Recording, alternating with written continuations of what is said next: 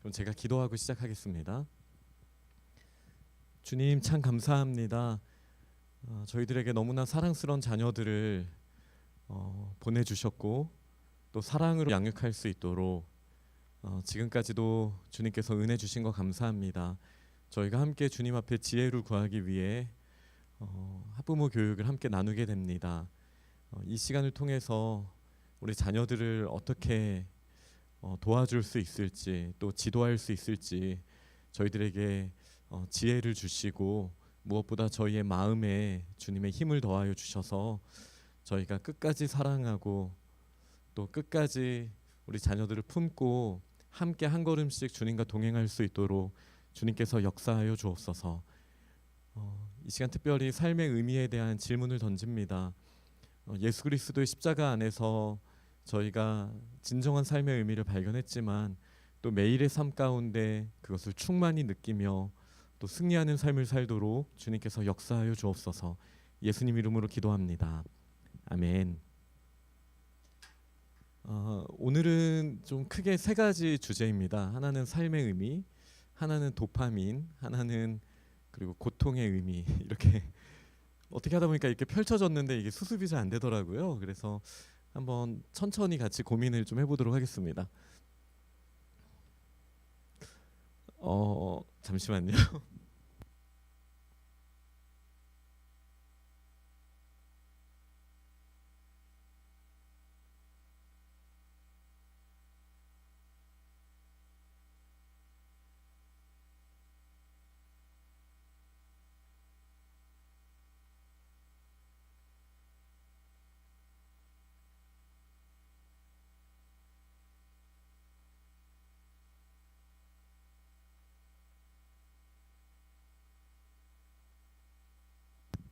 먼저 첫 번째 파트로는 저희가 삶의 의미를 찾아서 라는 주제로 하겠습니다. 저희가 학부모 교육 때 빅터 프랭클이라는 분에 대한 이야기가 종종 나왔어요. 그러니까 이분의 큰 철학은 어떠한 삶의 영향이 오더라도 우리 내면에는 공간이 있다라는 거예요. 그러니까 바깥에서 우리를 슬프게 할 만한 상황이, 우리를 좌절하게 할 만한, 낙담하게 할 만한 상황이 혹 일어난다 하더라도 그 낙담을 좋은 에너지로 바꾸거나 아니면은 그 낙담을 이겨낼 수 있는 공간이 우리 사람들에게 다 주어져 있다라는 게 이제 빅터 프랭클의 주장입니다. 마음의 힘을 강조하는 저희 학교에 굉장히 어울리거든요. 그래서 늘 궁금했는데 이번 기회로 그분의 대표적인 책을 세 권을 읽었는데 정말 죽음의 수용소는 강추입니다. 근데 옆에 두 권은 안 읽으셔도 될 것 같아요.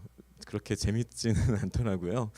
되게 학문적인 책이 제목에 비해서 굉장히 학문적인 책이어서 막 그렇게 재밌게 읽혀지진 않았지만 가장 왼쪽에 둔 죽음의 수용소는 한 번쯤은 꼭 읽어보시면 참 좋겠다 싶은 그런 내용들이 들어있으니까요. 나중에 기회 되시면 한번 읽어보셔도 좋을 것 같습니다. 근데 이 책 세 권의 책에 나온 내용을 중심으로 먼저 첫 번째 파트를 진행하도록 하겠습니다. 빅터 프랭클은 유대인입니다. 그리고 1900년대 초반에 오스트리아 빈에서 태어났습니다. 이제 좀 느낌이 오시죠? 거기서 굉장히 성공한 정신의학자로 프로이트의 제자로 이렇게 굉장히 잘 성공적인 삶을 살다가 심지어 이제 미국에서 우리나라로 와라. 너 정도 인재는 내가 비자를 주겠다. 이 정도였는데 근데 이제 히틀러에 의해서 이제 죽음의 수용소에 끌려가게 되죠. 그래서 3년 동안 아우슈비츠를 포함한 이제 4곳의 수용소를 이제 다니면서 죽음의 문턱까지 갔던 사람입니다. 그의 누이 한 명을 제외하고 모든 가족이 다 수용소에서 죽었다고 합니다. 굉장히 끔찍한 비극을 경험한 사람입니다. 근데 이 책의 내용을 보면은 모든 게 다 빼앗겨요. 가지고 갔던 옷, 그가 기록해놨던 메모들, 나중에 책을 내기 위해서 기록했던 메모, 그의 연구 결과, 이 모든 거를 가치도 못 알아보고 사람들이 그냥 무시하고 그 독일 사람들이 다 빼앗아가고 아니면 불태우고 놀리고 그래서 정말 아무것도 남지 않은 상황에서 이 사람은 삶의 의미를 어떻게 찾았을까? 그 내용들을 그 책은 좀 다루고 있습니다. 그래서 제가 전체적인 내용을 나누기보다는 빅터 프랭클이 말한 몇 가지 표현들을 통해서 잠깐 생각하는 시간을 갖겠습니다. 먼저 그 책 중에 이런 표현이 있어요. 갈증은 물이 실제로 존재한다는 것을 보여주는 가장 확실한 증거다. 이게 어떤 의미냐면은 이 빅터 프랭클이 살던 시대에는 과학이 최고다, 물질이 전부다라는 어떤 일종의 물질주의, 아니면 물질주의의 끝판왕은 결국은 범결정론이 되거든요. 그러니까 모든 게 결정이 되어 있다라는 거예요. 그러니까 어떠한 사람의 의지나 의미나 이런 게 중요하지 않고 모든 게 물리적인 법칙에 의해서 다 결정이 되어 있다라는 거예요.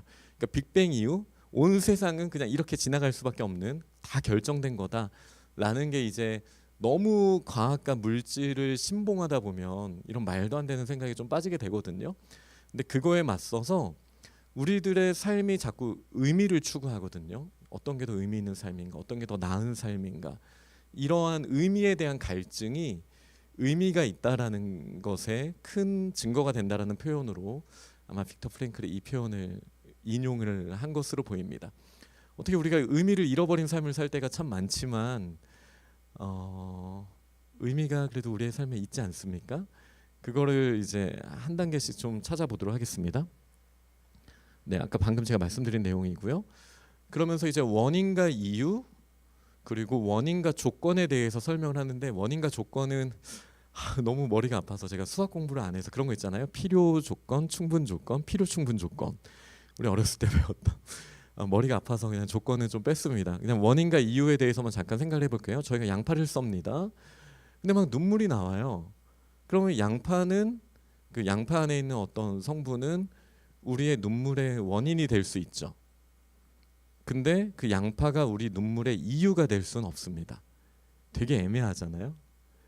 그러니까 어떤 물질적인 원인으로서의 원인을 말하는 것 같고, 이유는 우리의 내면의 어떤 정서적인 면을 포함한 것을 이 빅터 프랭클은 말하고 있는 것 같습니다. 이거를 조금 더 구체적으로 설명하기 위해 이렇게 말을 합니다. 암벽 등반을 할 때 호흡이 막 거칠어질 수 있잖아요. 그것의 원인은 사실은 산소가 부족하기 때문에 호흡이 거칠어지죠. 근데 이유도 찾을 수 있다라는 거예요. 이유도 찾을 수 있는데 그 이유는 내가 장비가 충분한가? 라는 생각, 아니면은 내가 충분히 이 상황을 이겨낼 수 있도록 내가 훈련이 되었는가에 따라서도 우리는 호흡이 좀 가빠질 수 있다라는 거죠. 그러니까 원인과 이유를 구분을 하는 거예요. 원인은 어떤 물리적인 이유라고 말을 한다면, 이유는 우리의 심리적인 상태를 말하는 것 같습니다. 양파와 이 암벽 등반으로 약간의 느낌이 오시죠? 저도 원인과 이유까지는 좀 깔끔했어요. 근데 이제 조건이 들어가니까 너무 어려운 얘기들을 많이 해서, 근데 저는 그거를 이제 저희 중고등 아이들이랑 지난주에 수업하면서 했던 이야기가 있는데, 이거를 조금 더 쉽게 이야기를 하자면 아마 이렇게 말할 수 있을 것 같습니다. 그 비가 내릴 때 혹시 무릎이나 어깨에 통증이 좀 있으신 분들 있으세요? 아, 있으시군요. 저 어릴 때 어르신들만 그러신 줄 알았는데 근데 이제 그거를 이제 제 아이들한테 제가 인과관계와 상관관계의 차이를 설명하면서 이야기를 했어요. 우리의 무릎이 아프기 때문에 비가 오는 걸까요? 그건 아니잖아요. 그렇다면 우리는 이거를 인과관계, 원인과 결과로 말할 수 있겠죠. 근데 상관관계는 어쨌든 비가 내리는 것과 나의 통증이 연결은 되어 있는 거예요. 그죠? 그러니까 이 부분에 대한 정도로만 이해해도 저는 빅터 프랭클이 말하는 그 원인과 조건의 그 너무 엄밀한 구분을 저희가 그냥 쉽게 이해하고 넘어갈 수 있다고 생각합니다. 그러니까 항상 그 인과관계와 상관관계에 대해서 저희가 좀 명확한 생각을 가질 필요가 있습니다. 이게 왜 중요하냐면, 물질주의자들은 어떻게 설명을 하냐면요, 사랑, 감정 그거 다 그 호르몬의 작용이야, 이렇게 설명을 하거든요. 그러니까 뭐 예를 들어 너가 누군가를 보고 두근두근거리는 마음, 그 사람을 사랑하는 마음은 도파민 때문이야, 이렇게 이야기를 하는 거예요. 원인으로서 도파민을 이야기할 수 있어요. 그런데 저는 그게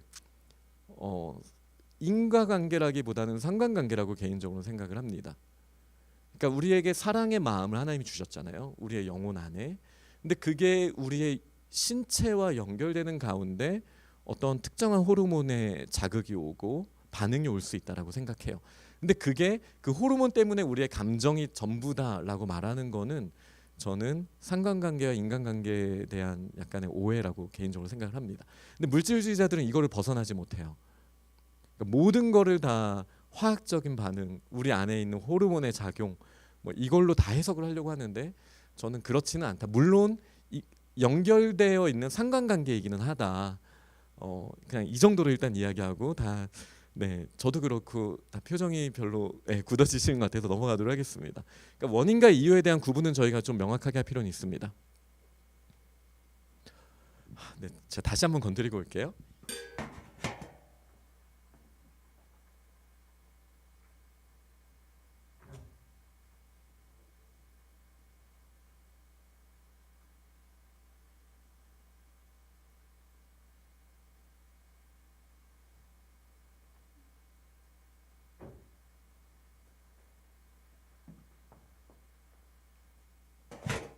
네, 자꾸 왔다 갔다 해서 죄송합니다. 이게 저희가 현장에서 보여주는 PPT랑 지금 방송 송출되는 PPT랑 이게 좀 달라요.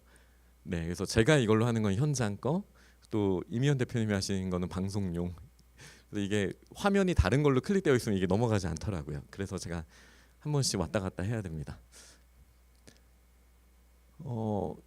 이 내용을 이해한다면 이게 빅터 프랭클이 말하는 게 무슨 말인지 좀 이해하실 수 있을 것 같아요. 사랑하는 사람을 잃은 슬픔이 있어요. 그 사람이 너무 힘들어해요. 근데 처방을 이제 진정제 몇 알을 이제 정신과 의사가 줬다고 한번 생각을 해봅시다.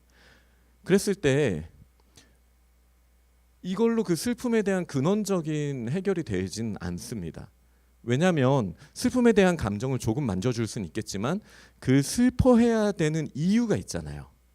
우리가 사랑하는 사람을 잃었다면 우리에게는 슬픔의 원인이 어떤 호르몬적으로 있다 할지라도 슬퍼해야 되는 이유는 남아 있는 거예요. 그렇죠. 그거에 대해서는 알약 몇 개로 그 이유까지 없애줄 수 없기 때문에 근원적인 해결이라고 할 수 없는 거죠. 이제 약간 빅터 프랭클이 말하고자 하는 바가 뭔지 조금씩 보이실 거예요. 그러니까 지금 의사들이나 아니면 특히 100년 전에 물질주의가 엄청 팽창하였을 때 그때 사람들은 너의 감정 이런 건 다 호르몬이야. 이 알약으로 다 해결할 수 있어.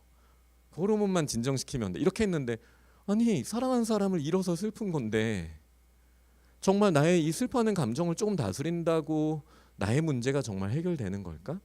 아니면 정말 그 사랑하는 사람과의 소중한 추억들과 지금 내가 느낄 수 있는 이 감정들을 조금 더 우리가 다른 각도로 볼 수 있는 거 아닌가? 이런 질문을 하는 거죠, 빅터 프랭클은.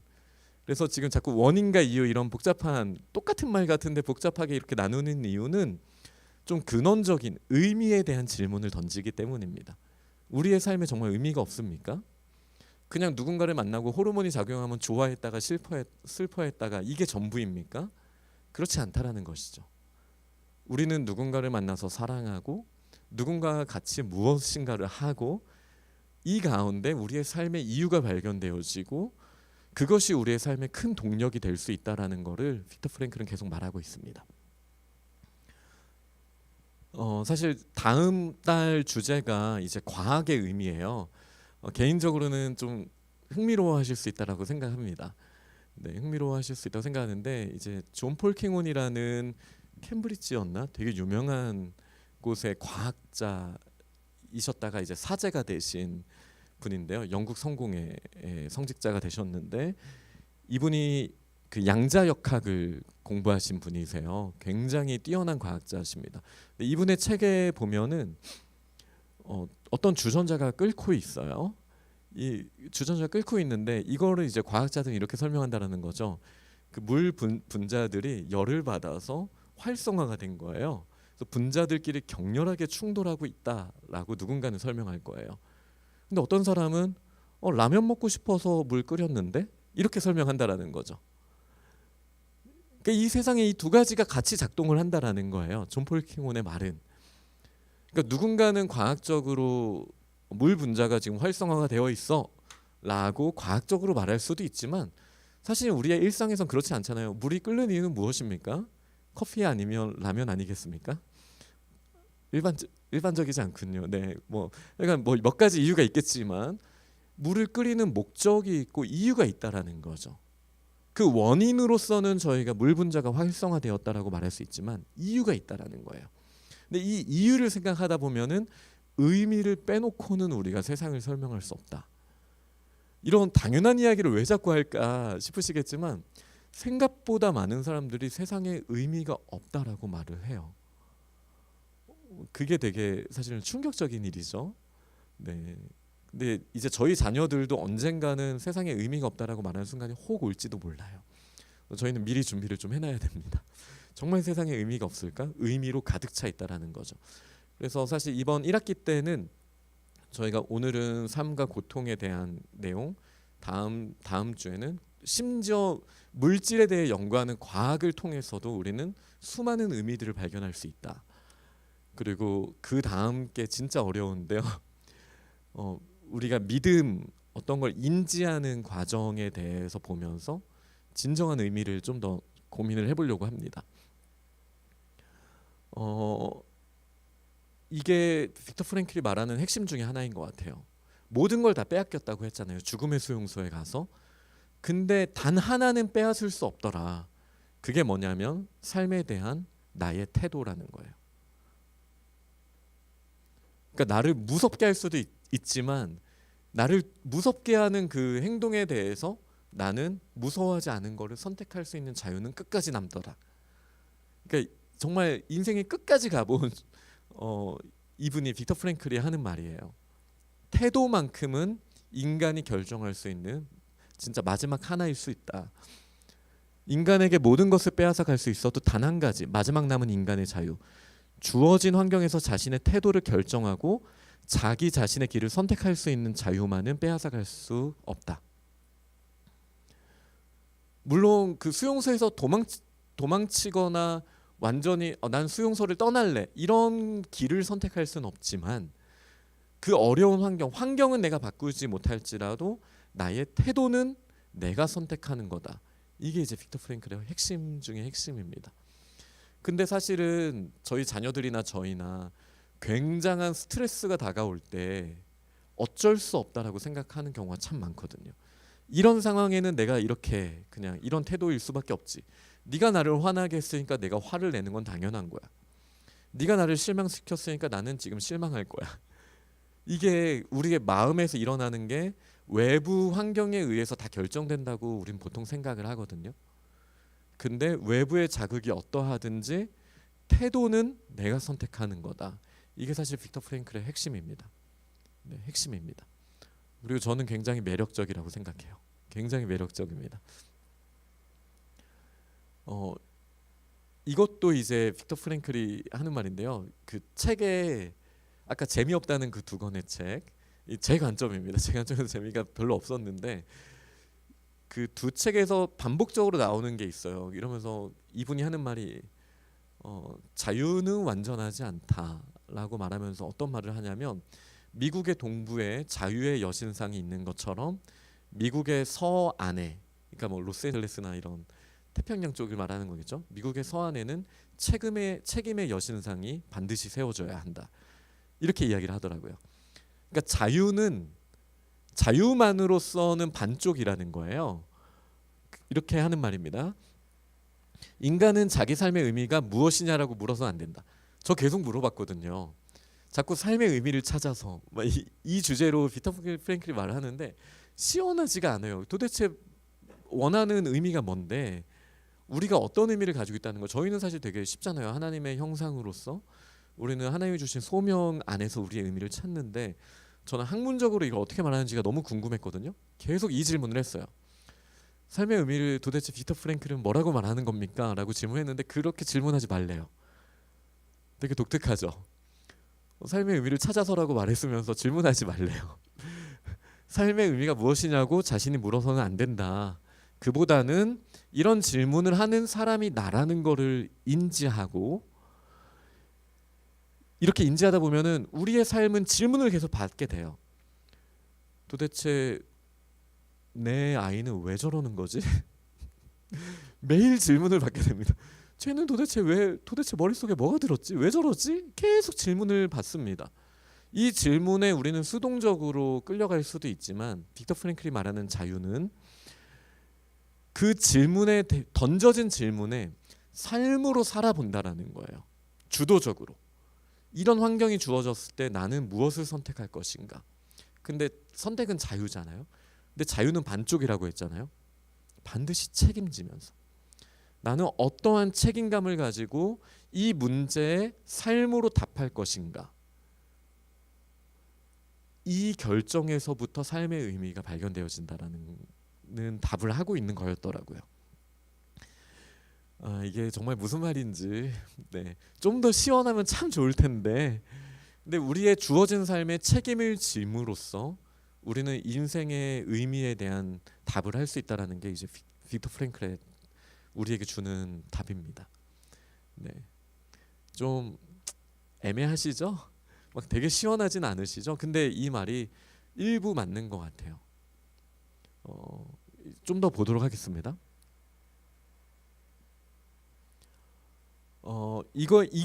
이 문장 때문에 사실 도파민을 좀 더 고민을 하게 됐어요. 그게 이제 도파민이랑 연결되는 이유인데, 사람은 어느 정도 긴장 상태에 있을 때 정신적으로 건강하다라고 말을 합니다. 그러니까 모든 게 다 이루었다고 생각하고 그냥 아무 자극도 없고 스트레스도 없는 삶은 정신적으로 건강한 삶이 아니래요. 긴장 관계에 있어야 되는데 내가 이미 이룬 것과 이루어가야 할 것 사이에 그 간격이 있잖아요. 지금의 나와 내일의 나, 내년의 나 사이의 그 간격이 우리의 정신을 더 건강하게 만든다라고 말을 하는 거거든요. 그래서 인간에게 실제 필요한 것은 긴장이 없는 상태가 아니라 가치 있는 목표, 스스로 선택한 목표를 위해 책임져야 하는 그 문제 해결들이 있잖아요. 그거에 대해서 투쟁하고 갈등하고 도전하고 부딪히는 게 우리의 정신 건강을 훨씬 더 건강하게 한다라는 이야기입니다. 그래서 저희가 자녀들을 생각할 때 어떻게 하면은 좀 스트레스를 덜 받게 할까? 어떻게 하면 편안하고 행복하게 만들까? 라는 질문을 던진다면 오히려 정말 행복하게 만들기 위해서 아이에게 모든 걱정과 근심을 거두어 줄 것이 아니라 걱정과 근심을 어떻게 대해야 하는지에 대한 태도를 가르쳐야 한다라고 이해하시는 게 좀 필요할 것 같습니다. 왜 그게 정말 중요한지는 나중에 2부 도파민에서 조금 더 설명을 하도록 하겠습니다.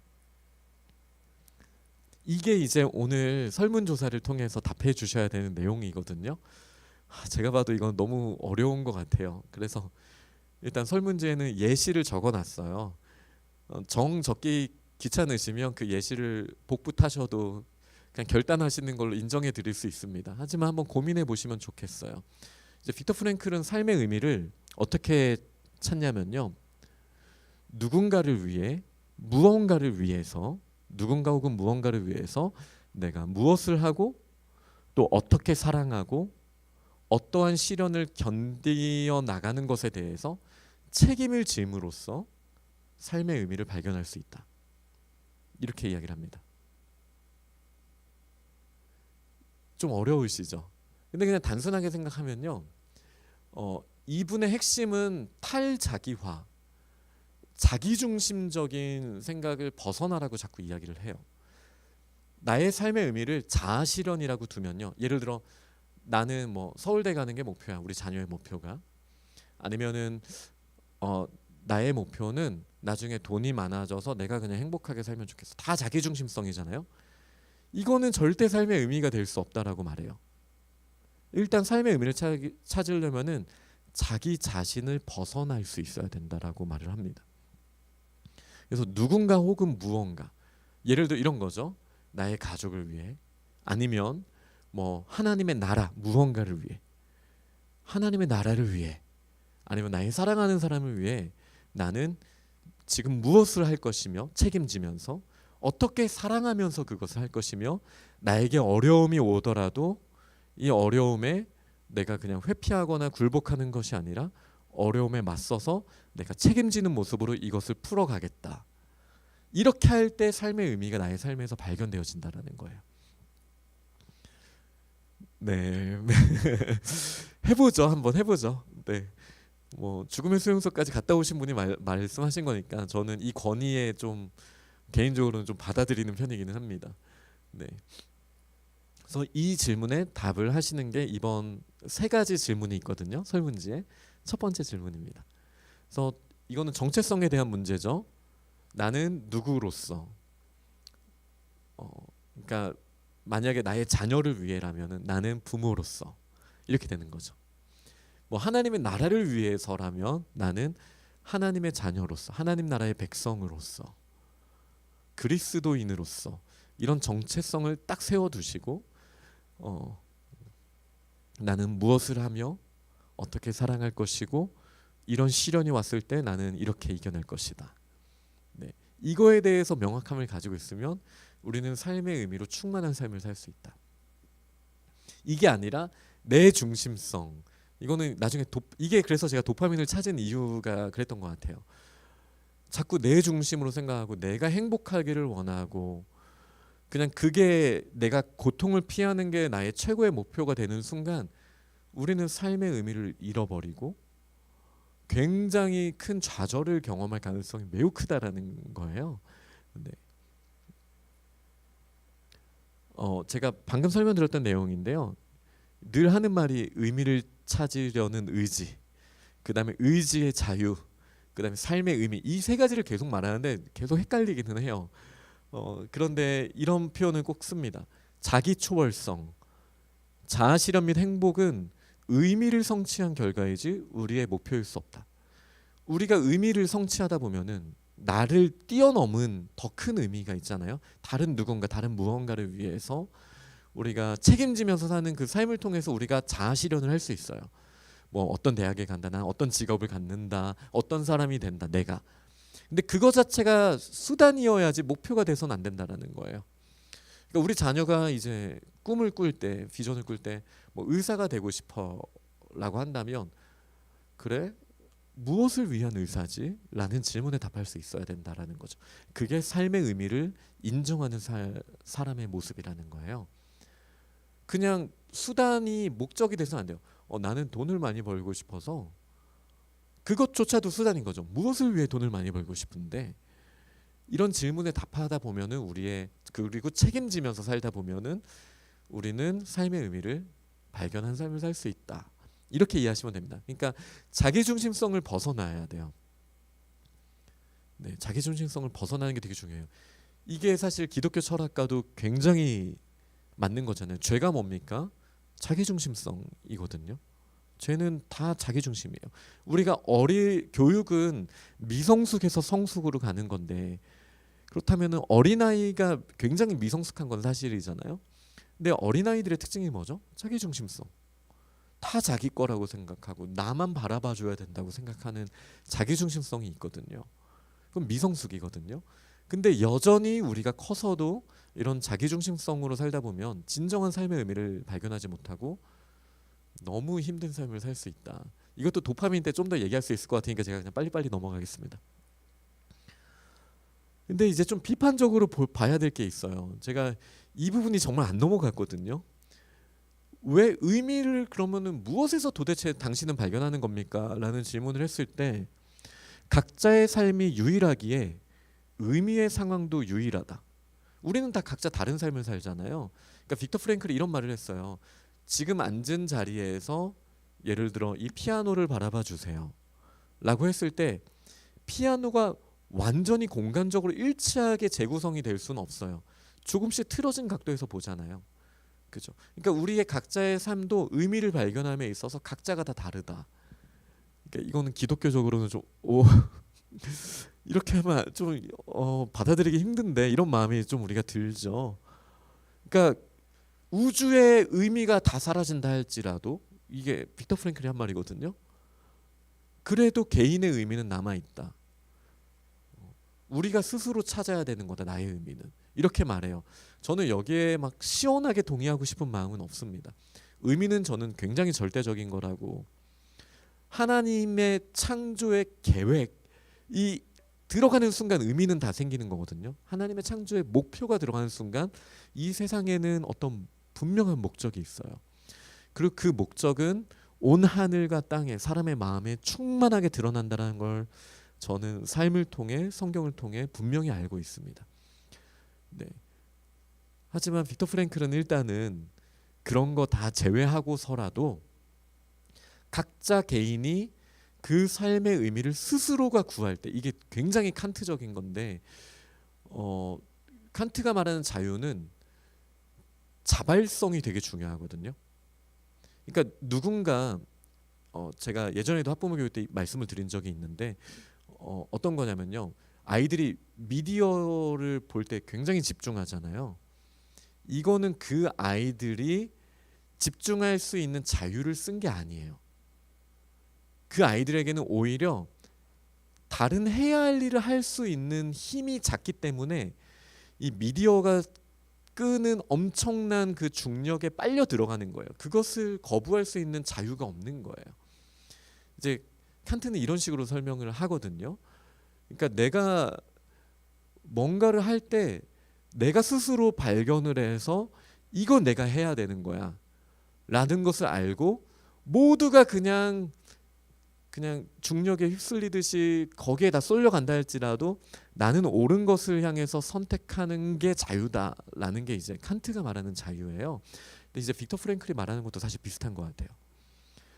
사람들이 뭐라고 말하든 내가 틀릴 수도 있지만 내가 삶의 의미를 이거다라고 말해서 그거를 향해서 내가 선택한 그 태도, 책임지는 거, 그거에 대해서 내가 살아가는 것 자체가 의미가 있다라는 거예요. 나의 삶에 어떤 끝까지 빼앗아 갈 수 있는 거 하나가 없는 거 하나가 자유라고 했잖아요. 태도를 선택할 수 있는 자유. 그러니까 그 태도로 의미를 지켜나가기 위해 걸어갔던 그 모습 자체가 의미가 된다라는 게 이제 빅터 프랭클이 말하는 바거든요. 그러니까 이거를 제가 다 무시하고 싶은 마음은 없어요. 이것도 중요해요. 그래서 이거를 제가 기독교적으로 말하면 하나님의 뜻이 있어요. 이거를 그 칸트는 뭐라고 말했더라? 보편타당한 법칙이라고 말했거든요. 칸트는 물론 그걸 하나님이라고 말하진 않았죠. 학자로서 말했어야 되니까. 근데 하나님께서 세워주신 진리가 있어요. 근데 이제 사탄이 이 세상을 흐려놨어요. 우리가 목표를 향해 가야 되는데, 예를 들어 우리 자녀들이 요즘에 수학 때문에 많이 힘드시죠? 집에 오자마자 수학을 해야 되는데 자꾸 텔레비전 쪽으로 시선이 쏠리는 거예요. 이거를 예로 들어볼게요. 하나님께서 우리에게 해야 할 일을 분명하게 맡기셨어요. 근데 그거 말고 지금 당장 해야 할 일이 있고 너무나 시급하고 중요한 일이 있는데 이거에서부터 시선을 떼어서 좀 더 자자, 좀 더 눕자 하게 만들 만한 유혹거리들이 있다라는 거예요. 그럼 우리는 우리에게 그 태도를 결정할 수 있는 마음의 힘, 나의 자세가 없으면 우리는 그냥 거기에 달라붙어 버리게 되거든요. 우리를 유혹하면 우리는 그냥 빨려 들어가게 되어 있거든요. 그런데 정말 삶의 의미를 고민하면서 하나님의 뜻을 구하는 삶을 살고, 그게 심지어 내가 선택하는 거야. 성령이 물론 도우심을 받지만 하나님, 제가 이런 삶을 결단합니다. 제가 이렇게 하겠습니다라고 결단하고 그 길을 향해서 누구나 다 저쪽으로 갈지라도 저는 하나님이 선택하신 옳은 길, 정직한 길을 가겠습니다라고 한 걸음씩 가는 그 개인의 선택에 의미가 있다라고 말을 하는 정도로 이해하면 저희가 크게 불편하진 않을 수 있습니다. 가짜 의미를 발견한다가 아니라 진짜 진리에 대해서 우리의 개인이 그 진리를 선택할 수 있는 자유를 써야 된다. 한 이 정도로 이해해 주시면 될 것 같아요. 그러니까 예수님의 기도, 예수님은 뭐든지 하실 수 있었잖아요. 근데 나의 원대로 하지 마시고 아버지의 뜻대로 하옵소서. 이거는 예수님이 다른 길을 선택할 수 있고 십자가를 피할 수 있는 선택을 하실 수 있음에도 불구하고 예수님이 태도를 선택하신 거거든요. 정말 싫은데도 그걸 선택하신 거거든요. 거기에 우리는 십자가의 의미를 발견하지 않습니까? 그 정도 선으로 우리가 비판적으로 이 문장은 이해하면 좋을 것 같습니다. 그러니까 여기서 핵심은 내가 선택하는 게 중요하다라는 거예요. 내가 때로는 우리가 이게 하나님이 기뻐하시는 거야라고 해서 선택했는데 틀릴 수 있잖아요. 근데 빅터 프랭클은 그것도 괜찮대요. 내가 틀릴 수 있다라는 걸 인정하고 다음에 더 나은 선택을 하면 그 잘못한 선택이 나의 밑거름이 되는 거니까 그걸로도 의미가 있다. 이렇게 말하는 거예요. 그러니까 일단 자유를 굉장히 강조한 거죠. 책임지는 자유. 자, 이제 여기서 제가 왜 빅터 프랭클에 꽂혀 있는지 아시겠죠?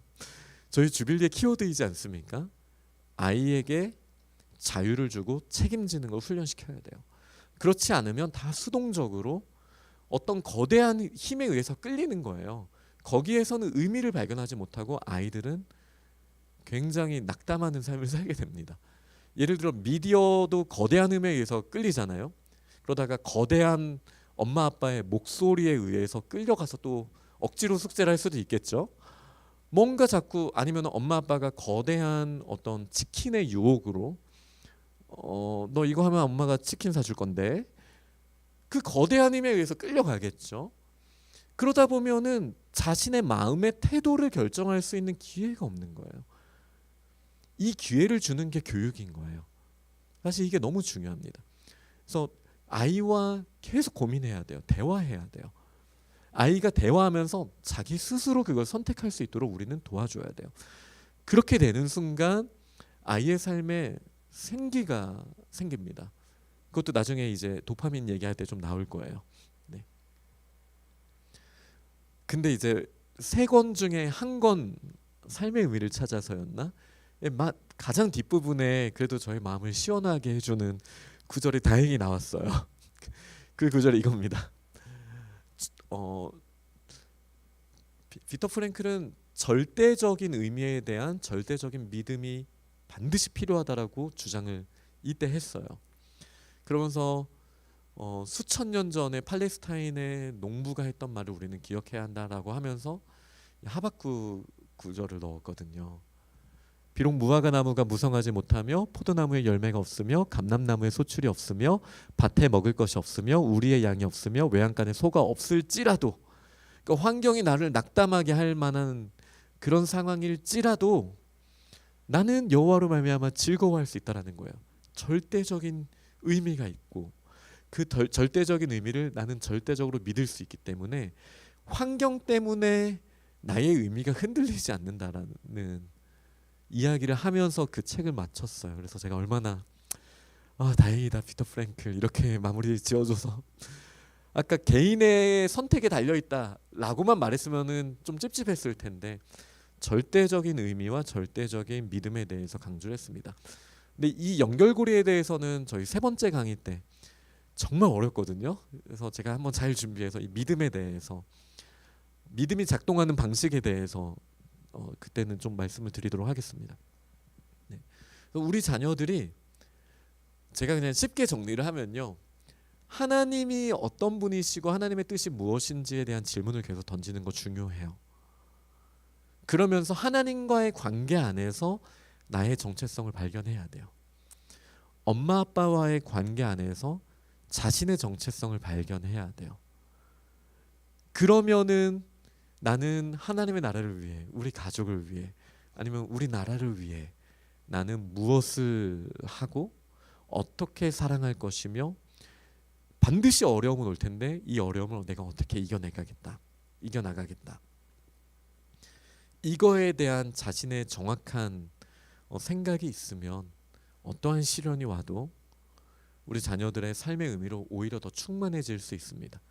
그러니까 시련이 더 플러스가 되거든요. 지금부터는 이제 그 이야기를 하려고 합니다. 잠깐만요. 이것만 더 바로 나올 줄 알았는데 이 질문, 제가 방금 한 이야기죠. 나는 어떤 정체성으로 무엇을 하며 어떻게 사랑하고 어려운 순간들을 어떻게 이겨나갈 것인가. 인생이 던져준 이 질문에 삶으로, 책임지는 삶으로 우리는 응해야 됩니다. 답해야 됩니다. 네. 그게 중요한 거예요. 그러니까 아무리 머리로 해도 소용없습니다.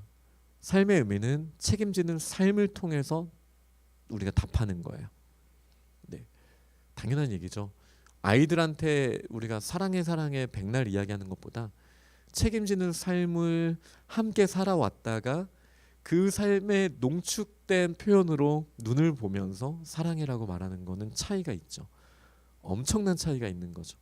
결국은 우리의 인생의 의미에 대한 답은 책임지는 삶을 통해서 생기는 거다. 네. 그러니까 우리가 너무 좌절하지 않아도 됩니다. 조금 부족했을지언정 우리는 저희 자녀들을 책임지기 위해 노력하고 있잖아요. 네. 물론 이제 그 책임지는 게 억지로 끌고 가는 게 아니라 자유와 책임을 주는 더 어려운 작업이라는 게 좀 우리를 힘들게 하긴 하지만 계속 힘내시면 좋겠습니다. 네. 자, 드디어 이제 2부가 되었습니다.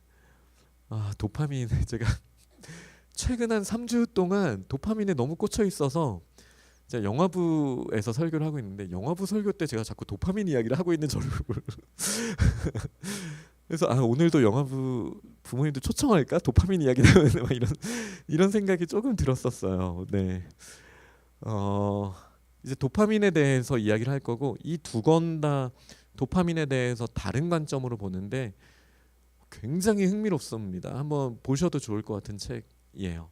하나는 도파민 네이션이라는 책이고 하나는 도파민형 인간이라는 책. 이 두 권의 책을 나중에 관심 가져보셔도 될 것 같습니다. 네, 도파민은 저걸 원해 라는 동기부여. 이 동기부여 신호는 쾌락입니다. 사실 그것을 원하는 것만으로도 우리에게 쾌락이 생기거든요.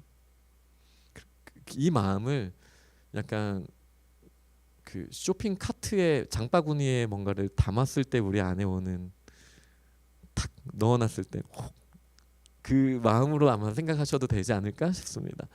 그러니까 저걸 원해라는 쾌락 신호를 우리에게 줘서 사람을 움직이게 만드는 거, 이거를 이제 도파민이라고 해석을 하더라고요. 저는 되게 동의하게 됐습니다. 이 도파민이 없으면 사람이 움직이지 않는데요. 네. 그러니까 보상을 얻기 위한 동기부여 과정에 큰 역할을 해줍니다. 그러니까 이 도파민 때문에 사람들이 막 미친 듯이 뭔가를 원하게 된다라는 거예요. 근데 쥐를 실험했는데 유전자 조작으로 도파민을 분비하지 못하는, 도파민은 이 뇌 앞부분에 생성되는 어떤 신경 물질이라고 하더라고요. 근데 이 도파민 분배 자체를 못하게 만드는 유전자 조작을 통한 쥐가 있대요. 그 쥐를 데리고 실험을 했는데 이 쥐가 배가 고파요. 근데 앞에다가 먹을 거를 줬는데도 먹으러 가지를 않았대요. 도파민이 생기지 않았을 때. 의지가 없는 거예요. 의욕이 없는 거예요. 배가 고파요. 근데 앞에 먹을 게 있는데 움직이지 않는데요. 이거는 쥐한테는 말도 안 되는 상황입니다. 쥐는 목숨을 걸고서라도 먹을 걸 먹기 위해 막 이렇게 움직이지 않습니까? 근데 안 움직인다라는 거예요. 그런데 그럼 이 쥐가 아예 그러면은 먹는 거에 대한 기쁨 자체가 없는 건가요? 그렇지 않대요. 먹을 것을 입에 넣어주면요 행복하게 먹는데요. 너무 신기하죠. 도파민의 역할에 대해서 우리가 이제 이해를 좀 할 수 있는 거예요. 그러니까 그게 일단 입에 들어오고 자기가 경험하는 순간 기쁨은 느낄 수는 있지만 입에 들어오기 전에는 이거에 대한 동기부여가 전혀 안 되는 거예요. 도파민이 제대로 생성되지 않을 때. 그러니까 도파민은 어떻게 보면 양날의 검이라고도 할 수 있는데, 그러니까 도파민의 순작용에 대해서 우리는 먼저 인정을 하고 가야 됩니다. 도파민이 없으면 의지도 없고 의욕도 없을 거예요. 내가 뭔가를 하게끔 만드는 동기부여를 해줘요. 그 가운데 이제 기쁨을 우리에게 주는 거예요. 움직일 수 있도록. 네. 근데 사실 이것 때문에 고통의 문제도 제가 또 찾아보게 된 거예요. 3분은 정말 짧아요. 정말 2부가 좀 길고 3부는 짧습니다. 근데 사람이 쾌락으로만 동기부여가 되진 않거든요. 고통도 우리에게 동기부여가 되거든요. 그래서 고통의 의미도 잠깐 고민을 해보게 됐습니다. 이렇게 제 사고의 흐름은 그렇게 간 거예요. 예. 네. 원래는 죽음의 수용소만 하는 게 계획이었거든요. 네. 그러니까 저도 이거를 보면서 이해했어요. 저도 좀 도파민적인 사람이구나. 조금 저를 좀 이해하게 되었습니다. 네. 근데 방금 왼쪽 게 도파민 네이션에서 나온 내용이요. 방금 봤던 게 지금 이 내용은 이거는 도파민 네이션이 아니었던 것 같아요. 그 도파민형 인간에 나왔던 내용인 것 같아요. 제가 비슷한 시기에 봐가지고 좀 헷갈리긴 하는데, 그러니까 관점이 조금 달라요. 사람은 자신의 손을 뻗을 수 있는 거리를 눈으로 바라볼 때와 그 이상을 바라볼 때 전혀 다른 호르몬이 뇌를 장악한다라고 말을 하더라고요. 그러면서 말하는 게 이 개인 공간, 손을 뻗을 수 있는 이 거리에서는 현실 세계라고 사람은 인정한대요. 그리고 뇌에서도 그런 호르몬이 나온대요. 그러니까 여기서 지금 오해하시면 안 되는 게, 저는 인간의 모든 감정과 결정이 호르몬에 의해서 다 결정된다라는 인과관계로 설명하는 게 아닙니다. 아까 원인과 조건을 그때 설명했던 이유가 사실 이것 때문이거든요. 혹시 저에 대해서 물질주의자 아니야? 이렇게 오해하실까 봐. 저는 인과관계가 아니라 상관관계로 보고 있는 거예요.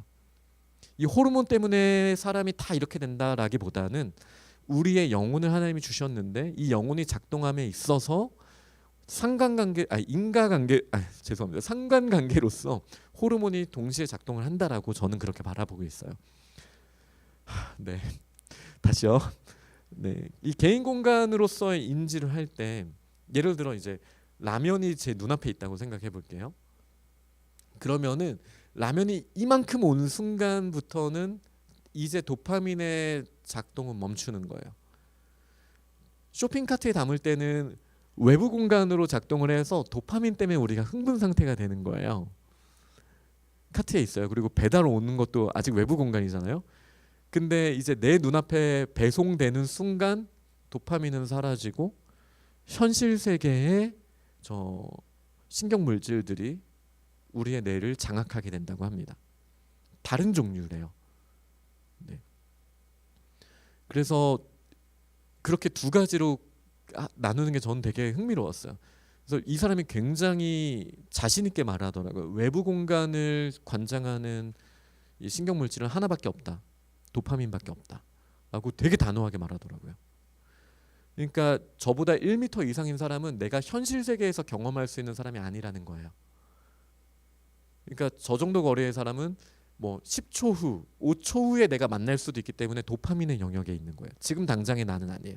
근데 지금 제가 만지는 거, 마이크 이런 거는 내가 현실에서 내가 통제할 수 있는 거잖아요. 뇌는 이거에 대해서는 현실적인 걸로 느끼고 그 외에 뭐 마트에 가서 진열장에 있는 거, 얘도 미래라는 거예요.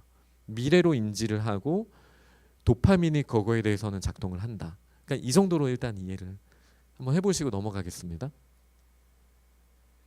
그리고 이거를 이해하기 위해서 이 애호, 자기가 좋아하는 거, 좋아서 하는 게 있고 욕망이랑은 좀 다른 거잖아요.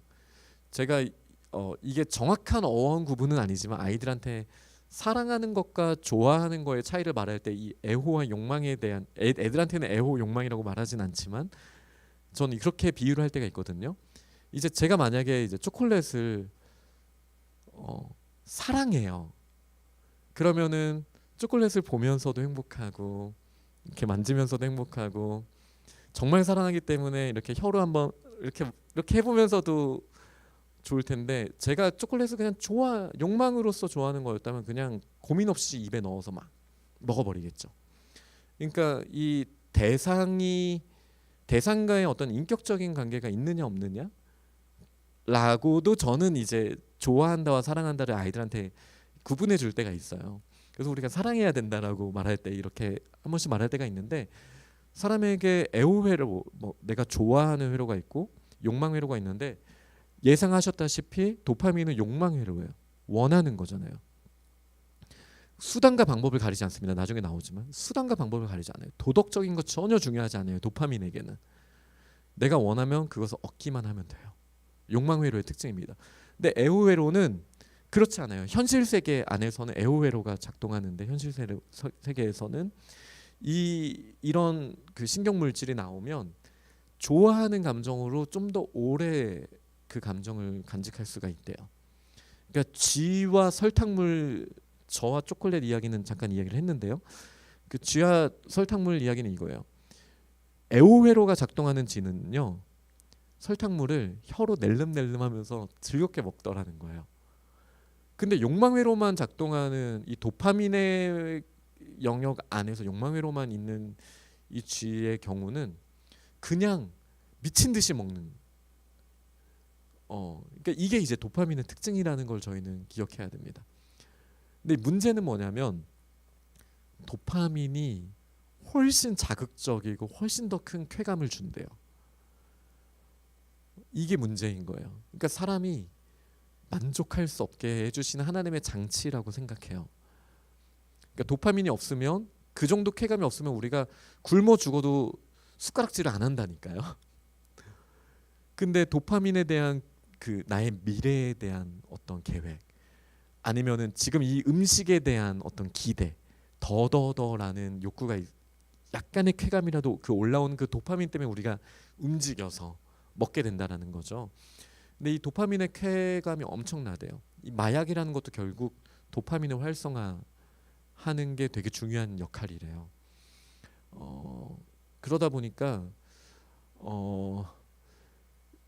결국은 이 책의 흐름에서 말하는 것 중에 하나는 사랑도 아니면 다른 어떤 관계도 우리가 현실 세계의 회로를 어떻게 건강하게 작동시키는 훈련을 할 것인가.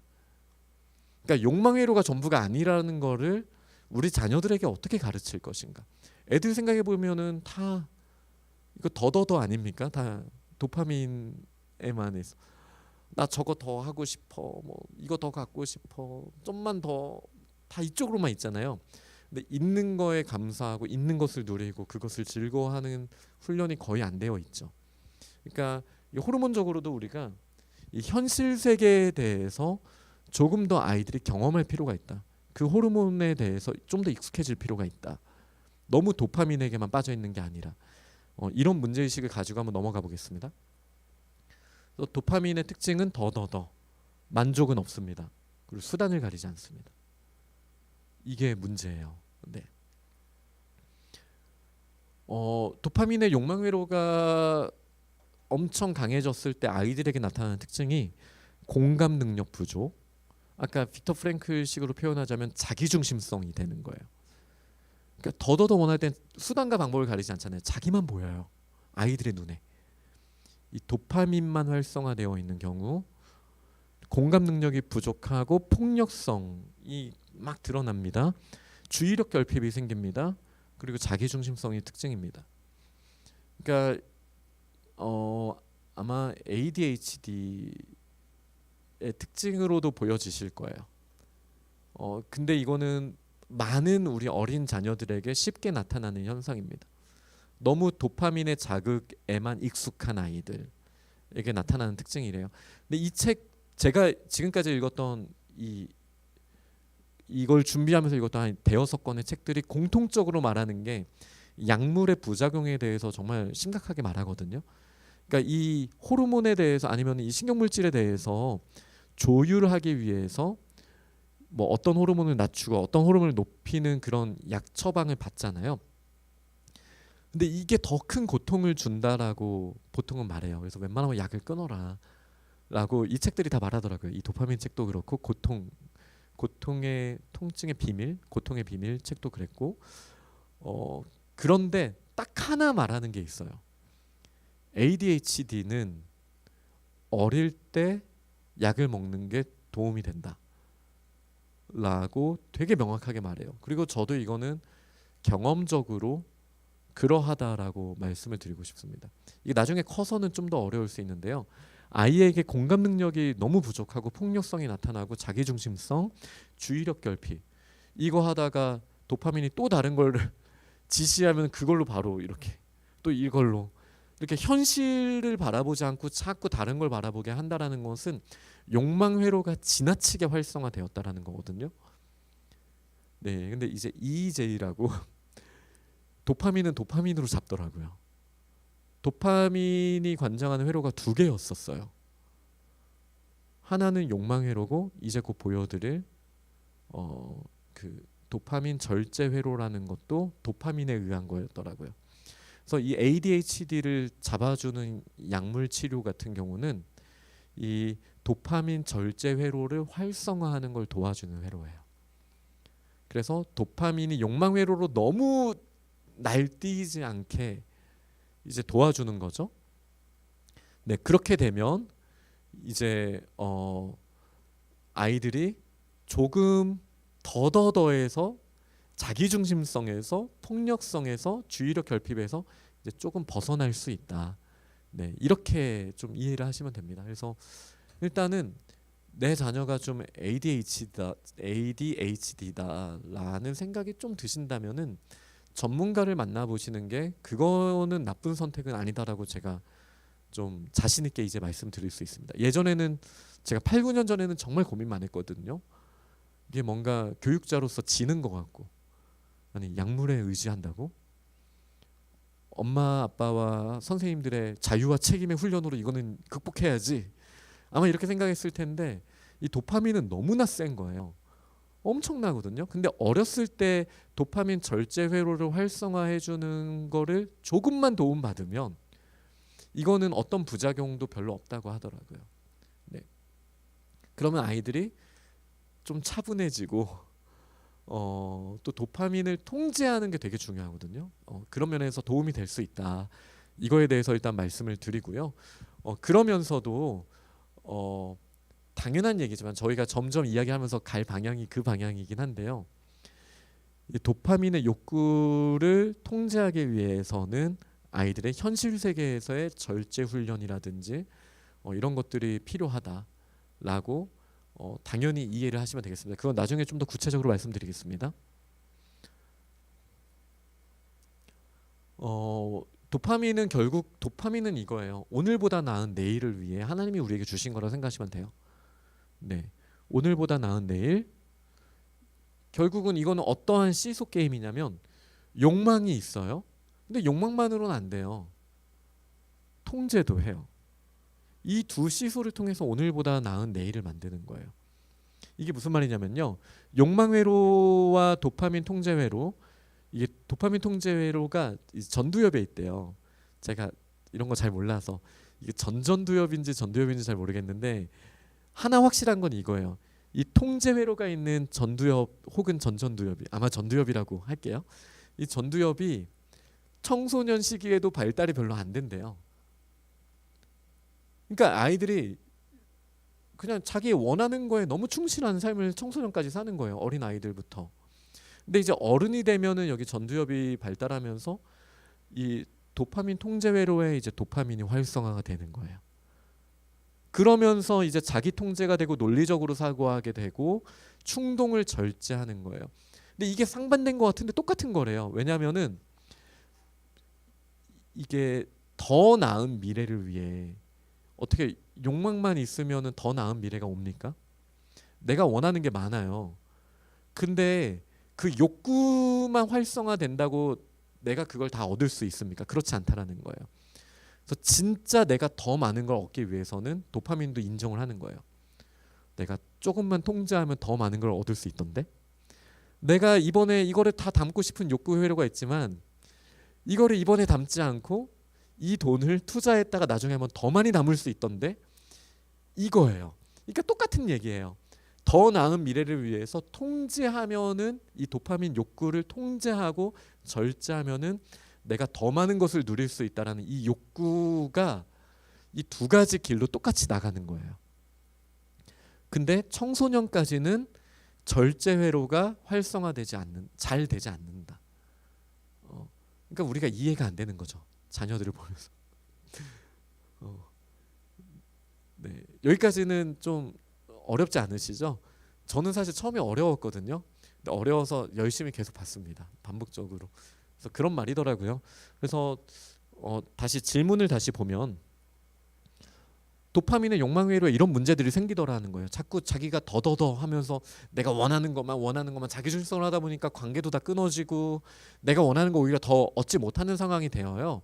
근데 도파민의 계획은 뭐였냐면은 이 전두엽에 도파민 통제 회로를 활성화해서 내가 정말 원하지만 그것도 참아낼 수 있게 하는 것도 도파민의 영역에 둠으로써 오늘보다 더 나은 내일을 사람이 향해서 나아가게 한다라는 역할을 하고 있다라는 거예요. 그러니까 여기서 저희는 하나님의 질서를 볼 수 있어야 됩니다. 하나님은 우리에게 내일을 보게 하셨거든요. 미래에 소망을 두게 하셨거든요. 그 가운데 이제 상관관계로서 분명히 도파민의 역할이 있습니다. 도파민의 역할은 분명히 있는데 그 중에 하나는 욕망하는 거고 더 원하는 거. 그 중에 하나는 통제하는 거예요. 내가 더 원하는 이것을 실제로 이뤄가기 위해서 나는 어떻게 절제할 것인가, 무엇을 참아낼 것인가, 이것도 다 도파민의 영역이에요. 근데 제가 아까 ADHD의 경우 더 어릴수록 전문가를 통해서 약 처방을 받는 게 좋다라고 말씀드린 이유는 이 전두엽에서 생성되는 도파민 절제 회로를 활성화해 주는 거기 때문이에요. 그러니까 문제가 되지 않는 거예요. 네, 이거는 제가 뭐 의사 선생님이 한 말이니까 그 책에서 좀 받아들이려고 합니다. 네, 그리고 실제로 제가 본 아이들도 있고요. 네, 조금만 전문가들을 통해서 자신한테 맞는 약물로 조금만 치료를 받으면 확실히 나아지는 게 보였거든요. 네. 그래서 저희의 관심은 욕망이 우리의 컨트롤로 도저히 안 되면 전문가를 통해서 조금 절제 회로를 활성화하는 것도 큰 도움이 된다. 어릴 때는. 네. 그런데 어떻게 우리는 도파민 통제 회로를 활성화할 것인가라는 질문을 계속 해야 되겠죠. 그렇죠. 그 질문을 해야 됩니다. 네. 근데 이제 또 문제가 있어요. 지나칠 때 이 욕망 회로는 중독을 일으킨대요. 자기가 헤어나오지 못하는 거예요. 더 원하다가 보니까 여기서 헤어나오지 못하고 자꾸 빠져들게 된다. 그러니까 제가 도파민형 인간이라는 게 조금 이해가 된 게 뭐였냐면은 사람들이 이해를 못해요.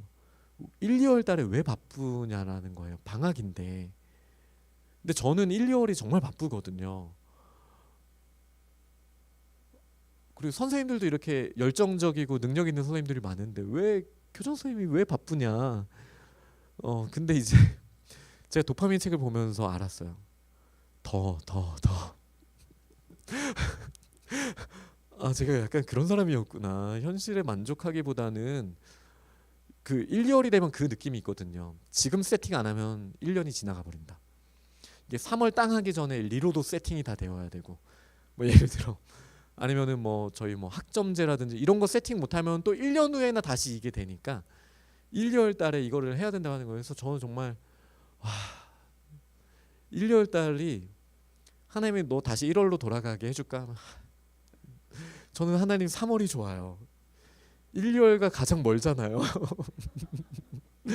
그게 그러니까 뭔가 근데 그때 되게 싫은 건 아니거든요. 도파민이 활성화되어 있으니까 막 힘도 나고 좋아요. 근데 지금은 제가 몸이 좀 회복됐는데 지난주까지도 컨디션이 되게 떨어져 있었어요. 왜냐면 제가 1, 2월에 밤을 샌 날들도 며칠 있거든요. 그러니까 방학 때도 계속 와가지고 막 하고 이랬어요. 밤을 샌 것도 제가 한번 말씀드린 적 있나요? 그 새벽 4시인가 5시인가 와서 하루를 보내고 또 밤 하루를 보내고 그 다음 날 이제 오후엔가 들어갔거든요. 그 문집 네, 문집을 그날까지 보내줘야 나온다고 해가지고 그 다음 날 5시까지 했네요. 5시까지 보내주면 된다고 해서. 근데 5시에 업로드가 안 됐어요. 그때 저는 도파민도 다 빠져나가고 그 모든 고통이 다 느껴지더라고요. 정말 힘들었거든요. 그날 그 저를 만난 모든 사람들이 목사님 무슨 일 있으세요? 이렇게 말할 정도로 그날 정말 너무 힘들었거든요. 그러니까 네, 그런 게 다 도파민이었더라고요. 더. 근데 그러면서도 저는 그러니까 욕망에 대한 도파민도 어느 정도 활성화되어 있는 것 같아요. 주빌리에 대해서 분명히 그런 면이 있다라고 저도 인정하게 되었습니다. 네, 근데 1, 2월 달은 좀 이제 분산해서 하기 위해서 좀 지혜를 그리고 어느 정도 이제 궤도에 올랐다라고도 이제 스스로에게 계속 대화를 하면서 저를 치료하고 있습니다. 그런데 이제 이 두 번째 것도 문제라는 거예요. 이 통제회로 이게 사회에서 성공하는 사람들이 이게 엄청나게 활성화가 되어 있대요. 쾌락을 통제하면서 일에 중독되고 그리고 성취욕에 중독되는 거예요.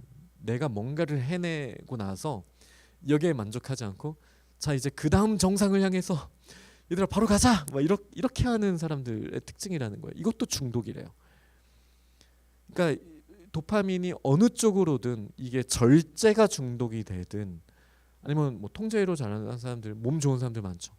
그 운동 중독된 사람들 뭐 일 중독, 뭐 독서 중독 이런 것도 쾌락의 중독이라기보다는 통제회로에 의한 어떤 중독이라고 말하기가 좀 더 좋을 것 같습니다. 그러니까 이 두 가지도 지나칠 때 다 문제가 돼요. 네, 도파민에 의해서 그렇게 막 끌려가는 건데 이렇게 하면은 과연 행복해지냐? 그렇지 않다라는 거예요. 일에 중독되었는데 현실 세계의 가족들은 너무 멀어져 있고, 그러면 이제 힘든 거죠. 네. 그래서 이 지나친 상황에서 도파민에 의해서 내가 통제한다고 해서 했는데 오히려 그 통제 때문에 나의 삶이 더 일 중독이 되어 있고 뭔가에 중독되어 있고 이 하여간 뭔가 도파민의 지나친 상황의 문제는 우리는 어떻게 해결할 것인가? 답이 여러 가지가 있는데 첫 번째는 욕망 회로에 중독이 되어 있을 때에는 상호 수용적인 솔직한 대화가 진짜 중요하대요. 이게 어떤 사이클이 있냐면 과용, 뭔가를 지나치게 사용해요. 이 욕망을 지나치게 사용해요. 그게 이제 식탐일 수도 있고 아니면은 어떤 물질 욕심 아니면 도박적인 작은 투자로 뭔가 한탕주의 뭐 이런 게 다 도파민의 영역이거든요. 과용하다 보면 나에게 수치심이 와요. 또 이랬어. 왜 이러지? 왜냐하면 도파민은 우리를 책임지지 않거든요. 우리를 막 욕망으로 끌고 갔다가 갑자기 사라져 버려요. 그럼 우리한테 수치심이 오거든요. 내가 왜 이러고 있지? 지금 몇 시인데 내가 또 먹고 있지? 막 이러면서 막 수치심이 온단 말이에요. 이게 현실 세계 들어온 순간 도파민은 날아가 버려요. 그럼 라면을 먹으면서 잠깐 현실 세계 호르몬 때문에 잠깐 즐겁다가 먹으면서 설거지하면서 이럴 때 있잖아요. 수치심이 막 우리에게 오는 거죠. 그랬을 때 이제 사람의 특징이 거짓말을 다른 사람들과 하기가 쉽다라는 거예요. 그러면서 이제 내가 고립되고 자기중심성에 더 빠지게 되고 그러면은 자기중심성 안에서 더 드러나는 건 욕망회로거든요. 욕망회로가 자기중심성이에요. 여기서 이제 빅터 프랭클과의 연결이 보여지는 거죠. 삶의 의미를 자기중심성을 벗어나서 초자아로서 삶의 의미를 찾아가야 된다는 거예요. 이게 사이클이 계속 되는 거거든요. 내가 고립되고 자기중심성이 되고 또 과용하고 또 수치심이 오고 이 문제 해결을 또 더 욕망함으로 해결하는 이게 중독 사이클이거든요. 근데 이것을 벗어나려면 누군가와 눈을 마주치고 나의 문제에 대해서 솔직하게 얘기해야 되는데 상호 솔직해야 된다는 거예요. 상호. 이거를 제일 잘할 수 있는 분이 부모님이죠. 너도 힘들지 아빠도 힘들었어. 상호 솔직하게. 그러다 보면은 뭔가 받아들여졌다라는 느낌이 들어요. 현실 세계에서. 그러면 이제 중독 사이클로 가는 게 아니라 현실 세계에서 나와 대화해주고 내가 받아들여지고 이해되어지는 것만으로도 조금 유대감이 생기고 그다음에 의존, 이 중독에 의존하는 거에 대해 감소되는 현상이 좀 일어날 수 있다. 그래서 저희가 눈을 마주치고 대화하는 게 그렇게 중요하다라고 꼭 이해를 해주시면 좋겠습니다. 방금 했던 말이 이런 내용입니다. 이 친밀감이 생기는 순간 내인성 도파민 분비를 자극한대요. 이 도파민은 다른 도파민과 다르게 제가 다른 도파민이라는 말이 맞는지 모르겠어요. 제가 전문가가 아니니까 이해해 주시면 좋겠습니다. 적응성이 뛰어나고 활기를 되찾아주며 건강을 증진한다. 이거는 친밀감이 있을 때만 나타나는 현상이라는 거예요. 그러니까 아이들이 쾌락을 추구하는 도파민에 빠져 있을 때는 혈색이 안 좋아질 거예요. 계속 게임하고 뭔가 중독되어 우리도 막 계속 혹시 밤새 쇼핑해 보신 적 있으세요? 뭐 블랙 프라이데이 하루밖에 안 남았대. 뭐 10시간 남았대 이러면서 그럼 우리가 도파민 때문에 막 이럴 거 아니에요. 그리고 거울을 봤을 때 어떻게 뭐 활기를 되찾아지고 뭐 혈색이 좋아지고 그러지 않잖아요. 그런데 친밀감을 통해서 이게 된다라는 거예요. 친밀감. 네, 이거를 우리가 인정해야 돼요. 그러니까 결국은 쾌락 자체, 도파민이 주는 쾌락 자체는 동기부여잖아요. 더 큰 목적이 있다라는 거예요. 우리의 그런 도파민의 즐거움은 더 큰 삶의 이유, 더 큰 목적을 위해서 쓰임 받아야 되지. 그 쾌락 자체가 목표가 되면은 우리는 마약하는 사람들이 될 거예요. 그 도파민을 위해서 마약을 하는 거니까. 네. 그러니까 그런 점에서도 빅터 프랭클이랑 연결이 되는 거죠. 네. 쾌락은 수단인 거예요. 그거 자체가 목적이 되어서는 안 됩니다. 근데 이제 친밀감, 이런 삶의 이유에 훨씬 더 가까운 걸 통해서 더 긍정적인 쾌락이 활성화가 된다라는 거죠. 네. 문제 세 번째, 이게 진짜 큰 문제인데요. 실제 경험한 쾌락만큼 고통도 반드시 오게 되어 있다라는 거예요. 그러니까 예를 들어 100이라는 크기의 쾌락을 경험할 수 있는 사람은 그 100을 잃어버리는 100만큼의 고통도 받게 된다라는 것을 알아야 됩니다. 그러니까 누군가에게 100억이 있다면 그 100억이 없어지는 고통도 경험할 수 있어요. 100원을 가진 기쁨과 100원을 잃어버린 기쁨, 아니 슬픔. 100억을 가진 기쁨과 100억을 잃어버린 슬픔으로 이해하시면 됩니다. 이게 이제 도파민의 특징이라는 거예요. 그러니까 도파민은 고통과 쾌락을 같이 주관해요. 같은 영역에서 뇌의 고통과 쾌락을 느끼는 영역에서 도파민이 활성화가 된대요. 그러니까 100만큼의 쾌락을 줄 수 있는 도파민이 활성화되면요, 100만큼의 고통도 올 수 있다라는 것을 우리는 논리적으로 이해를 해야 됩니다. 이거를 이제 아이들은 현타라고도 막 표현하고 그러는 것 같던데 단순하게 그런 것만은 아닙니다. 네.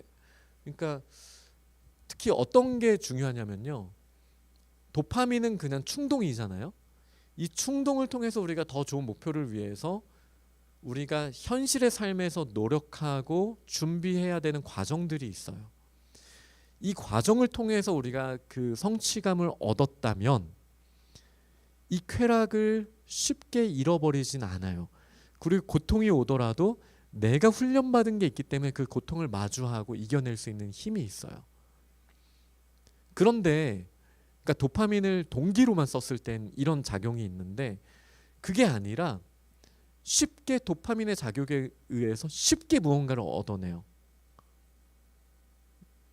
그러면은 나는 변하지 않았잖아요. 이 쾌락을 얻을 수 있을 만큼의 그릇이 되어 있지 않잖아요. 아직 내가 준비가 안 돼 있잖아요. 그러니까 그만큼의 고통이 왔을 때 견딜 수가 없는 거예요. 견딜 수가 없는 거예요. 그러니까 예를 들면 아이들이 진정한 기쁨을 얻으려면 그 기쁨을 얻기까지의 시간이 필요하거든요. 뭐 예를 들어 레고라든지 아니면 악기 연습이라든지 뭐 큐브라든지 시간이 걸리는데 그 걸린 시간만큼의 기쁨이 있어요. 근데 쉽게 쾌락이 오는 것들, 미디어, 뭐 스마트폰, 도파민이 바로바로 활성화되거든요. 그러면서 쉽게 그 쾌감을 느껴요. 그렇게 해서 이 두 길로 똑같이 100이라는 쾌락을 느꼈다고 생각해 볼게요. 근데 일단 100을 찍은 순간 이 시소 때문에 이 평행장치가 있대요. 네. 반드시 쾌락일 100을 경험하면은 이 고통이 100만큼이 올라오는 게 이 뇌의 작용의 특징이래요. 그랬을 때 이 고통이 왔을 때 그것을 감당할 수 있는 힘이 있는가 없는가의 차이라는 거예요. 그러니까 이걸 미디어 훈련도 이런 식으로 저희가 접근을 할 수가 있어요. 그러니까 미디어는 아이들에게 도파민의 욕구 회로를 활성화하는데 엄청난 자극을 계속 주는 거죠. 네. 그런데 그것을 통제하거나 그 이후의 고통에 대해서 책임지지 않아요. 도파민은 수단과 방법을 가리지 않는다고 했잖아요. 그런데 아이들이 훈련하면서 한 단계 한 단계 가면은 고통이 와도 이 고통을 이해하고 아니면 해석할 수 있는 힘이 생길 수 있다. 이것을 우리는 꼭 기억을 해야 됩니다. 네. 그래서 과학은 모든 쾌락에는 대가가 따르고 거기에 따르는 고통은 그 원인인 쾌락보다 더 오래가며 강하다는 사실을 알려준다. 무서운 얘기예요. 도파민을 통해서 이 쾌락을 경험했다면 그만큼의 고통, 그러니까 아이들이 미디어 하면 짜증을 그렇게 내는 거예요. 안에 분노가 있죠. 짜증이 있죠. 충족되지 않으니까. 그리고 특징은 뭐예요? 더더더거든요. 도파민은 더더더. 그러니까 자꾸 분노했으니까 화내고 막 이럴 거 아니에요. 고통이 나름대로 있는 거예요. 네. 근데 즐거운 자극에 오랫동안 반복 노출되면 고통을 견딜 수 있는 우리 능력은 감소된다. 그리고 쾌락을 경험하는 우리의 기준점은 높아지니까 이전만큼 TV를 봐서는 재밌지가 않아. 이전만큼 게임에서는 충족되지가 않아. 그러니까 더 하려고 하는 거예요. 더. 도파민은 우리의 건강에 관심 없습니다. 우리를 망가뜨려서라도 우리를 동기부여를 하게 하는 게 목표이기 때문에. 네. 그래서 우리가 가진 것에 절대 만족하지 않고 언제나 더 많은 걸 바라며 끝없이 갈등할 것이다. 제가 이 도파민을 우리 중3 고등학교 애들 성과 문화 시간에 이야기했거든요. 이성 친구를 만날 때 이제 도파민에 의해서 이끌리면은 이제 스킨십이든 뭐든 그 아이를 소유하고 이런데 더 자극이 될 거다. 처음엔 손 잡은 것만으로도 행복하겠지만 도파민은 절대 거기서 멈추지 않는다. 네. 이게 다 그 아이들이 경험할 세상이에요. 우리가 그냥 그렇게 무방비로 노출되게 할 것인가. 네. 근데 이제 쾌락과 고통을 이해함에 있어서 쾌락이 없다면 아까 쥐처럼 우리는 먹거나 마시거나 번식하지 않을 것이다. 근데 고통이 없다면 이게 이제 고통의 반대편이거든요. 상처나 죽음으로부터 자신을 보호하지 않을 것이다. 우리가 부러졌는데 안 아프면 그냥 이걸로 막 치고 다닐걸요. 보호하지 못하는 거죠. 더. 네, 그게 이제 고통의 이유인데, 네. 잠시만요. 그래서 질문이 쉽게 경험한 쾌락만큼 고통도 크다라는 거잖아요.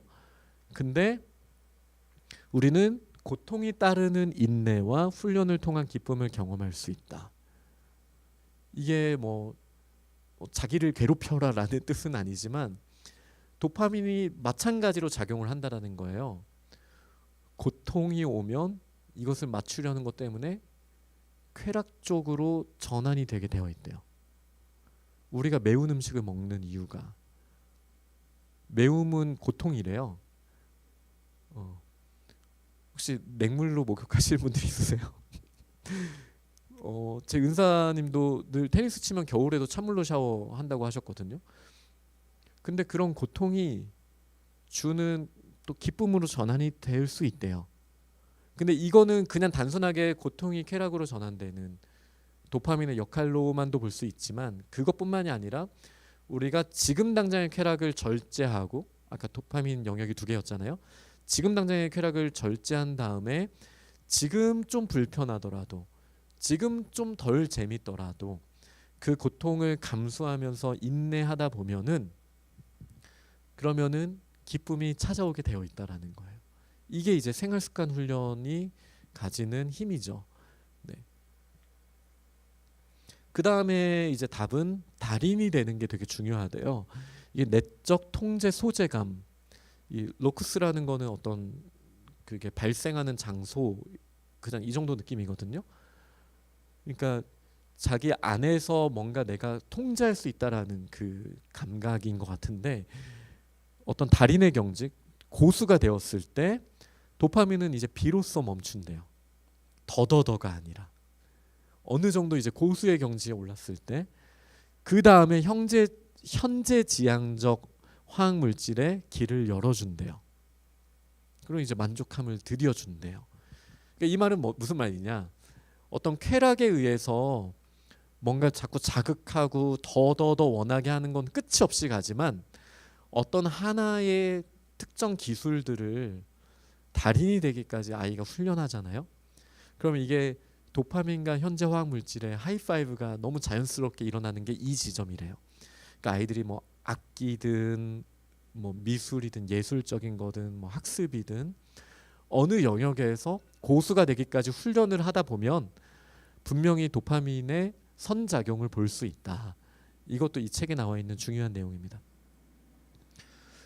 근데 결국 포인트는 이거거든요. 현재지향적인 어떤 경험이 이 미래지향적 도파민과 만나는 게 되게 중요한 거예요. 여기서 소름이죠. 아까 빅터 프랭클이 말한 사람에게는 지금 본인이 성취한 것과 미래에 성취할 것 사이의 간극, 그 간극의 긴장감이 우리의 정신을 더 건강하게 한다. 그러니까 우리가 그냥 미래만 바라볼 것도 아니고 현재만 바라볼 것도 아니고 현실에서의 경험과 그러니까 이 현재를 주관하는 호르몬이 우리를 더 길게 행복하게 해줄 수 있거든요. 네. 그 호르몬 엔돌핀이라든지 몇 가지 호르몬들이 있대요. 뭐 세로토닌 몇 가지 제가 기억은 잘 안 나는데 옥시 뭐도 있었고요. 네.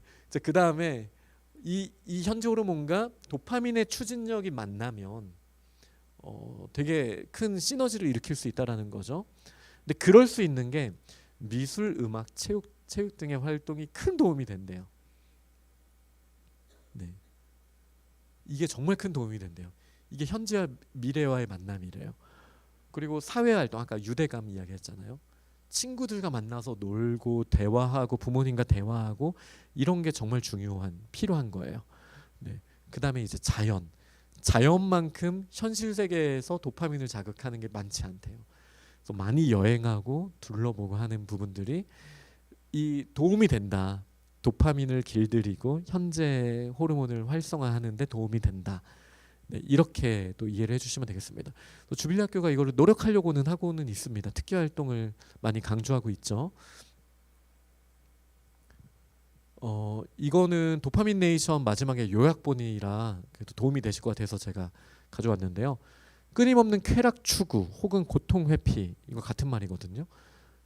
쾌락이 전부다라고 생각하는 경우 오히려 더 큰 고통을 낳게 된대요. 네, 이건 사실입니다. 그러니까 쾌락이 인생의 목표가 돼서는 안 돼요. 삶의 의미는 쾌락이 아닙니다. 고통을 없애는 게 우리의 삶의 의미가 돼서 안 됩니다. 그거는 수단이죠. 우리는 더 큰 탈자기화의 목표가 있습니다. 삶의 의미는 분명히 있습니다. 근데 이 회복은 절제로부터 시작이 됩니다. 제가 이거 다 PDF로 다 올려놨습니다. 나중에 다 다운받으실 수 있어요. 회복은 절제로부터 시작됩니다. 그리고 이 절제는 뇌의 보상 경로, 도파민의 영역을 제자리로 맞춰주고 이를 통해 더 단순한 쾌락에도 기뻐할 수 있게 해줍니다. 그러니까 미디어를 더 노출해 주는 건 더 도파민의 욕망 회로를 그냥 활성화해 주는 거예요. 그러니까 특히 어릴 때일수록 미디어는 안 하는 게 좋기는 합니다. 정말로. 중고등학생들도 스마트폰 없는 게 더 좋기는 합니다. 네. 그래서 절제를 하다 보면 아이들이 작은 거에서도 기쁨이 다시 회복이 될 수 있어요. 네. 그리고 그게 정말 안 되면 아까 말씀드린 것처럼 전문가를 찾아가셔서 약간의 도움을 받는 것도 도움이 될 수 있어요. 근데 이제 자기 구속은, 그러니까 스스로 절제하는 거는 욕구와 소비 사이의 초인지적 공간을 만드는데 이 공간은 도파민으로 과부하를 이룬 지금 세상에 꼭 필요한 것이다. 절제가 필요하다라는 거예요. 그러니까 너무 욕구 회로가 너무 많다. 내가 너무 과소비를 한다. 아니면 내가 너무 식탐을 가지고 있다. 이쪽으로 너무 치우쳐져 있다면 이제 절제를 통해서 도파민 과부하를 좀 낮춰줄 필요가 있다.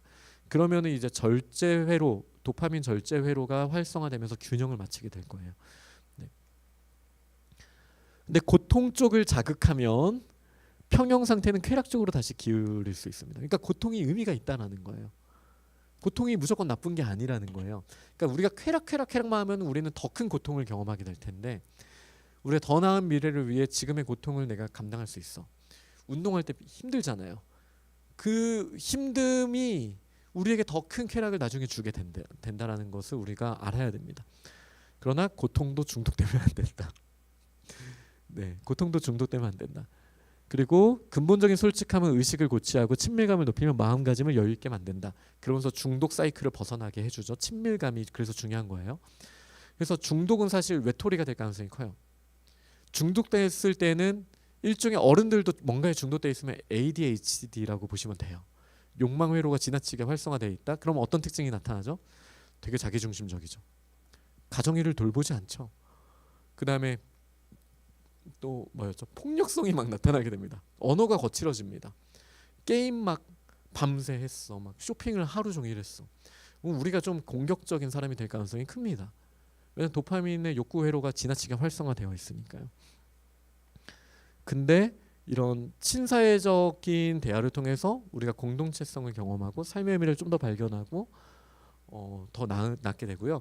그리고 그냥 도망칠 게 아니라 어떤 다른 좋은 것에, 긍정적인 것에 몰입, 가치 있는 일. 그러니까 내가 몰입하는 게 아까 우리 빅터 프랭클의 정체성 얘기를 했잖아요. 거기에서 내가 무엇을 할 것인가, 어떻게 사랑할 것인가, 이 질문에 답을 하는 거죠. 어려움이 와도 내가 어떻게 피할 것인가, 그것에 몰입을 함으로써 우리는 탈출구를 찾을 수 있다. 이 중독에서 자기중심성을 벗어나는 것이죠. 네. 3분이면 됩니다. 네. 생각보다 너무 어려워서 그냥 핵심만 했습니다. 그러니까 이게 찾다 보니까 고통도 궁금해지는 거예요. 너무 쾌락적으로만 와서 그럼 고통에는 어떤 비밀이 있지? 그래서 이 책까지 봤습니다. 이 책까지 보면서 준비를 했는데 크게는 이런 거예요. 통증은 몸에 상처가 났다는 것을 알려주는 것이 아니라 몸을 보호하라는 신체의 반응이다. 그러니까 이제 데카르트가 만들어 놓은 양식이 사실 많은 사람들을 헷갈리게 했대요. 데카르트도 진짜 대단한 게 통증을 어떻게 오는지를 데카르트가 묘사를 했냐면 어떤 불에 어떤 소년이 발을 가까이 대고 있어요. 그러면은 여기에서 통증이 어떤 신경을 통해서 올라가서 뇌의 배를 울리는 걸로 통증을 묘사했어요. 어떤 조직이 손상된 것을 뇌에 신호를 보내서 뇌가 인지를 한다. 이게 이제 데카르트가 만들어 놓은 통증에 대한 가설이었거든요. 근데 그렇지 않대요. 이 통증이 오면은 신호가 뭐 척수와 이런 걸 통해서 뇌까지 오죠. 그러면 이제 뇌에서 판단을 한대요. 위험하면 통증을 일으킬지, 안 위험하면 통증을 안 일으킬지를 뇌에서 결정한대요. 그러니까 우리가 뭐 부딪히거나 찢어지거나 불에 타서 아픈 게 아니에요. 되게 안 놀라시네요. 전 되게 놀랐거든요. 그래서 아픈 게 아니라고? 뇌에서 아픔을 주기 때문에 아픈 거래요. 뇌에서 아픔을 왜 줄까요? 여기에 고통의 의미가 있죠. 보호하라는 거예요. 지켜야 된다라는 거예요. 너 그대로 가면 위험해. 안 돼. 그대로 놔두면은 더 발을 못 쓸 수도 있어. 피해야 돼. 그 동기부여를 하는 데 있어서 고통의 도파민을 쓰는 거죠. 동기부여. 아까 쾌락의 동기부여를 통해서 달라붙었잖아요. 그러니까 먹을 거를 안 먹을 수 있어요. 도파민이 없으면. 근데 뇌에서 그런 자극을 줌으로써 먹을 걸 먹는 것처럼 그 인도에 통증이 없는 아이가 있었대요. 그 아이가 어떻게 죽었냐면은 사람들한테 자기가 안 아프다는 걸 보여주느라고 어느 날은 되게 높은 데서 뛰어내렸대요. 그리고 일어나서 그냥 걷다가 갑자기 쓰러져서 죽었대요. 뇌출혈로. 고통이 없으면 자기를 어디까지 던져도 되는지를 모르는 거예요. 뭐 나중에 당뇨합병증으로 이제 다리를 못 쓰게 되는 경우도 통증이 없다 보니까 더 망가지는 상태까지 막 갈 수 있는 그런 어려움들이 있다고 하더라고요.